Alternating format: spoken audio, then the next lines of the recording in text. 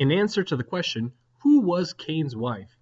Originally brought to you by gotquestions.org, link there on the screen and also below in the description of the video. Now, the Bible does not specifically say who Cain's wife was.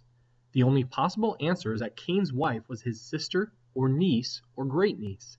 The Bible does not say how old Cain was when he killed Abel from Genesis 4:8. Since they were both farmers, they were likely both full-grown adults, possibly with families of their own. Adam and Eve surely had given birth to more children than just Cain and Abel at the time Abel was killed.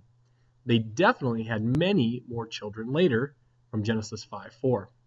The fact that Cain was scared for his own life after he killed Abel, Genesis 4:14, indicates that there were likely many other children and perhaps even grandchildren of Adam and Eve already living at that time.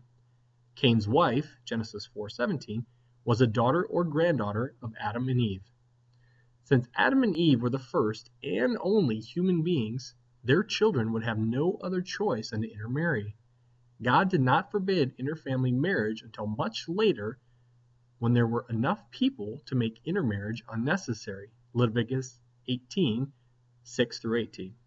The reason that incest today often results in genetic abnormalities is that when two people of similar genetics, i.e. a brother and a sister, have children together, there is a high risk of their recessive characteristics becoming dominant.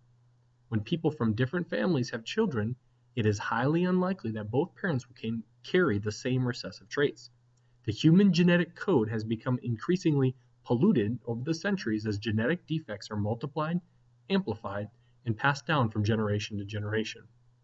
Adam and Eve did not have any genetic defects, and that enabled them and the first few generations of their descendants to have a far greater quality of health than we do now.